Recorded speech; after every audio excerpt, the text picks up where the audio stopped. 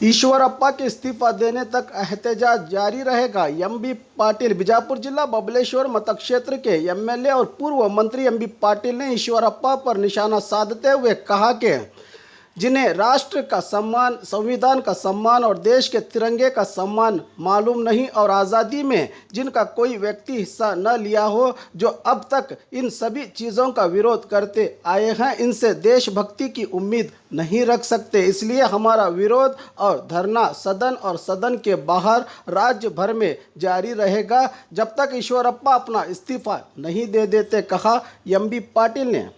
ನಾವೆಲ್ಲ ನಿನ್ನೆಯಿಂದ ರಾತ್ರಿನೂ ಕೂಡ ಧರಣಿಯನ್ನು ಮುಂದುವರಿಸಿದ್ದೀವಿ. ಇವತ್ತು ಮತ್ತು ನಾಳೆ ಮತ್ತೆ ಸೋಮವಾರ ಎಲ್ಲಿವರೆಗೆ ಅಧಿವೇಶನ ನಡೀತದೆ ಅಲ್ಲಿವರೆಗೆ ನಾವು ಅಹೋರಾತ್ರಿ ಧರಣಿಯನ್ನು ಮುಂದುವರಿಸ್ಕೊಂಡು ಹೋಗ್ತೀವಿ. ಎಲ್ಲಿವರೆಗೆ ಈಶ್ವರಪ್ಪನವರು ರಾಜೀನಾಮೆ ಕೊಡೋದಿಲ್ವೋ ಅಲ್ಲಿ ತನಕ ಮುಂದುವರಿತದೆ. ಅವ್ರು ರಾಜೀನಾಮೆ ಕೊಟ್ಟರೆ ಇದು ಮುಕ್ತಾಯಗೊಳ್ತದೆ ಮತ್ತು ಇದು ಅಧಿವೇಶನ ಮುಗಿದ ಮೇಲೆ ಸದನದ ಹೊರಗಡೆನೂ ಕೂಡ ಮತ್ತು ಈಗಾಗಲೇ ನಿನ್ನೆ ನಿರ್ಣಯ ಮಾಡಿದಂತೆ ಈಗ ಇವತ್ತು ನಾಳೆ ನಾಡ್ದು ಇನ್ಮೇಲೆ ಎಲ್ಲ ಕಡೆ ಹಳ್ಳಿಗಳಲ್ಲಿ ಡಿಸ್ಟ್ರಿಕ್ಟ್ ಹೆಡ್ ಕ್ವಾರ್ಟರ್ಸು ಮತಕ್ಷೇತ್ರದಲ್ಲಿ ಎಲ್ಲರೂ ಕೂಡ ಇವತ್ತು ಸಹ ಜನರ ಬಳಿಗೆ ಅದನ್ನು ಒಯ್ತಾ ಇದ್ದೀವಿ.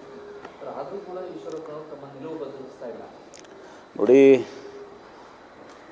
ಅವ್ರಿಗೆ ರಾಷ್ಟ್ರದ ಬಗ್ಗೆ ಗೌರವ ಇಲ್ಲ, ಸಂವಿಧಾನ ಬಗ್ಗೆ ಗೌರವ ಇಲ್ಲ, ರಾಷ್ಟ್ರಧ್ವಜದ ಬಗ್ಗೆ ಗೌರವ ಇಲ್ಲ.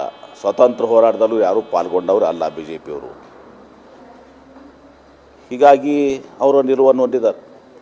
ಯಾಕಂದರೆ ಅದು RSS ಮೌತ್ ಪೀಸ್ನಲ್ಲಿ ಆರ್ಗನೈಸರ್ನಲ್ಲೇ ಹಿಂದೆ ಅವರು ಸ್ವತಂತ್ರ ಸಂದರ್ಭದಲ್ಲಿನೇ ಅವಾಗೇ ಅವರು ತುಳಸಿ ರಾಷ್ಟ್ರಧ್ವಜಕ್ಕೆ ವಿರೋಧ ಮಾಡಿದವರು, ಸಂವಿಧಾನಕ್ಕೂ ಕೂಡ ವಿರೋಧ ಮಾಡಿದಂಥವ್ರು.